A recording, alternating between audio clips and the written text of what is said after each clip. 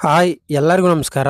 ಇವತ್ತಿನ ಈ ಒಂದು ವಿಡಿಯೋದಲ್ಲಿ SSP ಸ್ಕಾಲರ್‌ಶಿಪ್‌ಗೆ ಅಪ್ಲೈ ಮಾಡಬೇಕಾದ್ರೆ ಸ್ಟೆಪ್ 2 ಅಲ್ಲಿ ಏನೇನು ಪ್ರಾಬ್ಲಮ್ಸ್ ಆಗುತ್ತೆ ಮತ್ತು ಅದನ್ನು ಯಾವ ರೀತಿಯಾಗಿ ಸಾಲ್ವ್ ಮಾಡ್ಕೊಳ್ಬೋದು ಅಂತ ಇವತ್ತಿನ ಈ ಒಂದು ವಿಡಿಯೋದಲ್ಲಿ ತಿಳ್ಕೊಳ್ಳೋಣ. ಅದಕ್ಕಿಂತ ಮುಂಚೆ ಇನ್ನೂ ನಮ್ಮ ಚಾನಲ್ಗೆ ಯಾರ್ಯಾರು ಸಬ್ಸ್ಕ್ರೈಬ್ ಮಾಡ್ಕೊಂಡಿಲ್ಲ ಅವರು ಸಬ್ಸ್ಕ್ರೈಬ್ ಮಾಡ್ಕೊಳ್ಳಿ, ಹಾಗೆ ಲೈಕ್ ಮಾಡಿ ಅಂತ ಹೇಳ್ತಾ ಬನ್ನಿ ಈ ಒಂದು ವಿಡಿಯೋವನ್ನು ಶುರು ಮಾಡೋಣ. 2025-26ನೇ ಸಾಲಿನ SSP ಸ್ಕಾಲರ್‌ಶಿಪ್‌ಗೆ ಅಪ್ಲಿಕೇಶನ್ ಶುರುವಾಗಿದೆ. ಯಾರ್ಯಾರು ಅಪ್ಲೈ ಮಾಡಿಲ್ಲ ಅವರು ಅಪ್ಲೈ ಮಾಡಿ, ಮತ್ತು ಯಾವ ರೀತಿ ಅಪ್ಲೈ ಮಾಡಬೇಕು ಅಂತ ಒಂದು ವಿಡಿಯೋವನ್ನು ಮಾಡಿದ್ದೀನಿ, ಬೇಕಾದರೆ ಆ ಒಂದು ವಿಡಿಯೋವನ್ನು ನೋಡಿ. ಇವಾಗ ನೀವು SSP ಸ್ಕಾಲರ್‌ಶಿಪ್‌ಗೆ ಅಪ್ಲೈ ಮಾಡಬೇಕಾದ್ರೆ ಸ್ಟೆಪ್ 1ನ ಅಪ್ಲೈ ಮಾಡಿ ಸ್ಟೆಪ್ 2ಗೆ ಹೋದಾಗ ಸ್ಟೆಪ್ 2 ಅಲ್ಲಿ ರಿಜಿಸ್ಟ್ರೇಷನ್ ನಂಬರ್ನ ಕೇಳುತ್ತೆ. ಬಂದಿಲ್ಲದೆ ಇರೋರು ಬರಗಂಟ ವೆಯ್ಟ್ ಮಾಡಿ ಆ ಒಂದು ರಿಜಿಸ್ಟ್ರೇಷನ್ ನಂಬರನ್ನು ಹಾಕಿ ಅಪ್ಲೈ ಮಾಡಿ. ಇವಾಗ ಬಂದಿರೋರು ರಿಜಿಸ್ಟ್ರೇಷನ್ ನಂಬರ್ನ ಹಾಕಿ ಗೆಟ್ ಮೇಲೆ ಕ್ಲಿಕ್ ಮಾಡಿಕೊಂಡ್ರೆ ನಿಮ್ಮ ಡೀಟೇಲ್ಸ್ ಬರ್ತಾ ಇಲ್ಲ. ಆ ಡೀಟೇಲ್ಸ್ ಬಂದ ನಂತರ ಮಾತ್ರ ನೀವು ಅಪ್ಲೈ ಮಾಡಬೇಕಾಗಿರುತ್ತೆ. ನೋಡಿ, ಈ ರೀತಿಯಾಗಿ ಬರಬೇಕಾಗಿರುತ್ತೆ ಡೀಟೇಲ್ಸು. ಗೆಟ್ ಮೇಲೆ ಕ್ಲಿಕ್ ಮಾಡಿಕೊಂಡ್ರೆ ಆ ಡೀಟೇಲ್ಸ್ ಎಲ್ಲ ನೀವು ನೋಡಿಕೊಂಡು ನಿಮ್ಮ ಡೀಟೇಲ್ಸ್ ಎಲ್ಲ ಸರಿಯಾಗಿದೆಯಾ ಅಂತ ಚೆಕ್ ಮಾಡಿಕೊಂಡು ನೀವು ಹೌದು ಅಂತ ಕ್ಲಿಕ್ ಮಾಡಿಕೊಂಡು ಸೇವ್ ಮಾಡ್ಕೊಳ್ಳಿ.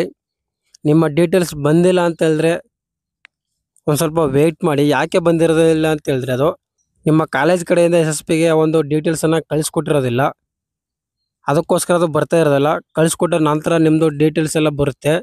ಒಂದು ರಿಜಿಸ್ಟ್ರೇಷನ್ ನಂಬರ್ ಹಾಕಿದಾಗ ನಿಮ್ಮ ಡೀಟೇಲ್ಸ್ ಬರುತ್ತೆ. ಅದು ಆ ಡೀಟೇಲ್ಸ್ ಎಲ್ಲ ಬಂದ ನಂತರ ನೀವು ಅದನ್ನು ನೋಡಿಕೊಂಡು ಅಪ್ಲೈ ಮಾಡಬೇಕಾಗಿರುತ್ತೆ.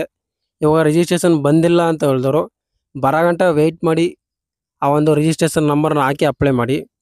ಬಂದಿರೋರು ಆ ರಿಜಿಸ್ಟ್ರೇಷನ್ ನಂಬರ್ನ ಹಾಕಿದಾಗ ಈ ರೀತಿ ಬಂದರೆ ನೀವು ಅದನ್ನು ಡೀಟೇಲ್ಸ್ ಎಲ್ಲ ಬಂದ ನಂತರ ಅಪ್ಲೈ ಮಾಡಬೇಕಾಗಿರುತ್ತೆ.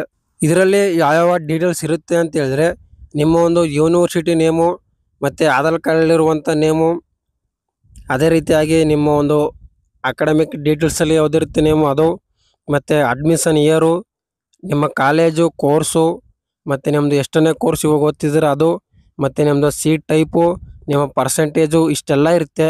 ಇಷ್ಟೆಲ್ಲ ಡೀಟೇಲ್ಸ್ ಎಲ್ಲ ಸರಿಯಾಗಿದೆ ಅಂತ ಚೆಕ್ ಮಾಡ್ಕೊಂಡು ನೀವು ಅಪ್ಲೈ ಮಾಡಿ.